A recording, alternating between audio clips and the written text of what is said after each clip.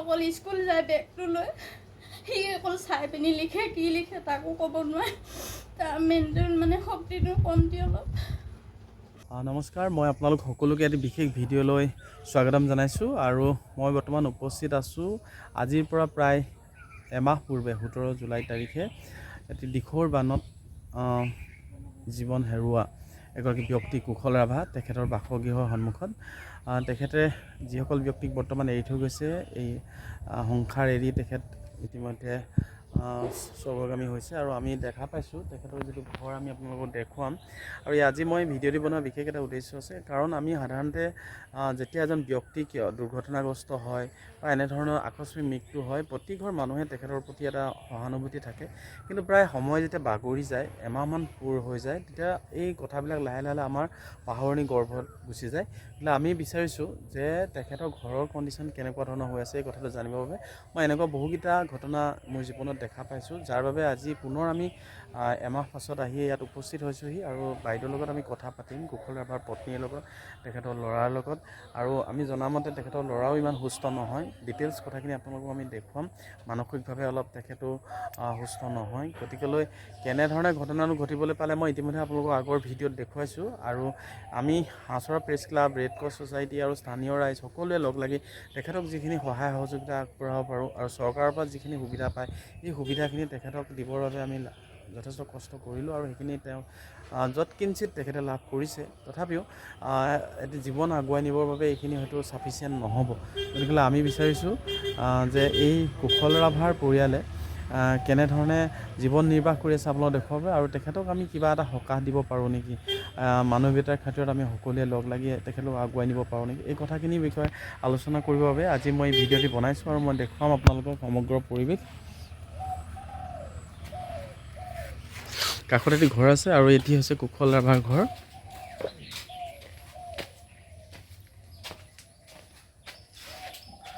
এটি জানিব পৰা মতে কংগ্ৰেছ চৰকাৰৰ দিনতে প্ৰায় হয়তো 2014-15 মানত হ'ব নেকি আপোনাৰ এই ঘৰটোই বাইদেউ?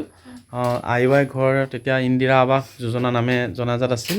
এই ঘৰটি তেখেতলোকে লাভ কৰিছিল আৰু সেইটো প্ৰায় সম্পূৰ্ণ হৈ থকা নাই আৰু ইমান সুৰক্ষিত নহয়। আৰু এই মই বাইদেউৰ পৰা বাকী কথাখিনি জানিম, খালি মই আপোনালোকক গোটেই ঘৰটো আপোনালোকক এপাক দেখুৱাইছোঁ। ভিতৰৰ অংশবোৰ দেখুৱাইছোঁ আপোনালোকক। এয়া বাথৰুম আৰু টয়লেট। আৰু এই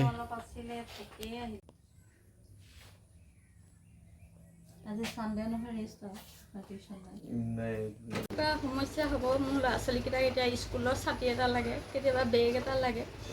মানুহজন ঢুকুৱা আজি এমাহ হৈছেহে, তেও মানে মোৰ চিন্তা আহিলে মনলৈ। আজি চাউলৰ কেজি 50 টকা মই কেনেকৈ খুৱাম? পাওঁ অকল 5 কেজি পাওঁহে, মোৰ নামত অকল পাওঁ, ল'ৰা ছোৱালীকেইটাৰ নামত উঠাইছোঁহে। এতিয়া মই গোটেই জীৱনটো কেনেকৈ চলিম বাৰু? কিবা এটা সংস্থাপন হ'লে মানে কিবা এটা কাম ক'ৰবাত যদি পাই যাওঁ যেনে তেনে চলিবলৈ, পৰিয়ালটো মোৰ ল'ৰা ছোৱালীকেইটা লৈ থাকিবলৈ পালেই হ'ব, চলাবলৈ পালে। ঠিক আছে দিয়ক, আমি চেষ্টা কৰিম আপোনাক কিবা এটা ব্যৱস্থা কৰিব পাৰোঁ নেকি দেই। আৰু ৰাইজকো আমি জনাম আপোনাৰ বিষয়ে। এয়া আমাৰ লগত আছে তেখেতৰ কুশল ৰাভাৰ পুত্ৰ গৌৰাংগ ৰাভা ন? তুমি কোন ক্লাছত পঢ়ি আছা? 8ত ন? কোন স্কুলত পঢ়া? চেকাপা হাইস্কুলত।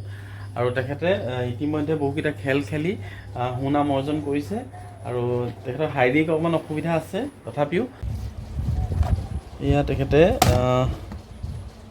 খেলুৱা শিক্ষাখণ্ডৰ অধীনত বিশ্ব বেল দিৱস উপলক্ষে অনুষ্ঠিত হোৱা প্ৰতিযোগিতাত অংশগ্ৰহণ কৰি তেখেতে 2য় স্থান পাইছিলে আৰু এই ট্ৰফি এটাও লাভ কৰিছিলে। আৰু মই তেখেতক দেখুৱালোঁ, তেখেত শাৰীৰিকভাৱে অকণমান অসুবিধাত ভুগি আছে আৰু সেইখিনি যাতে ভগৱানে সোনকালে অকল স্কুল যায় বেগটো লৈ সি অকল চাই পিনি লিখে কি লিখে তাকো ক'ব নোৱাৰে তাৰ মেইনটেইন মানে শক্তিটো কমটি অলপ।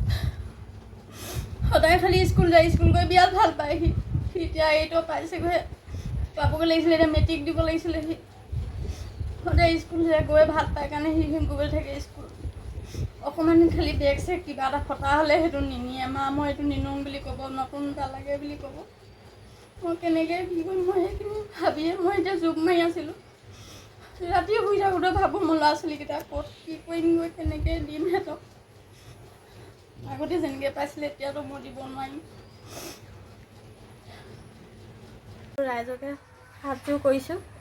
মই ল'ৰাকেইটা যাতে আগুৱাই নিব পাৰোঁ, কিবা এটা কাম বা কিবা এটা কৰিবলৈ পালেই হ'ব, যেনে তেনে চলিবলৈ ল'ৰা ছোৱালীকেইটা আগুৱাই নিবৰ কাৰণে। তাকে কোনোবাই যদি মোক পাৰে সহায় কৰি ব্যৱস্থা এটা কৰি মোক কৃপা কৰে যেন সকলো ৰাইজক অনুৰোধ জনাইছোঁ। ল'ৰা ছোৱালী দুটি লৈ মই চলিব পাৰিলেই হ'ব।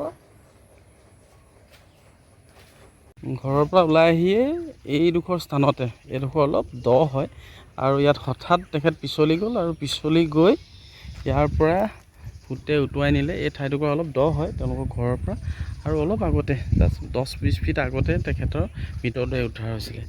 আৰু মই এতিয়া দেখুৱাবলৈ পাই বেয়াও লাগিছে, কিন্তু এই সমগ্ৰ ঘটনাৱলীয়ে কিন্তু এই ঘৰখনক বৰ বেলেগ ধৰণৰ এটা দুৰ্বিবহ জীৱন এটালৈ আগুৱাই নিলে। আৰু সেইকাৰণে আমি আশা কৰিছোঁ সমাজৰ প্ৰতিগৰাকী ব্যক্তিয়ে, এনেধৰণৰ ব্যক্তি যিসকল আছে, অলপ সহায় সহযোগিতা যাতে আগবঢ়ায়।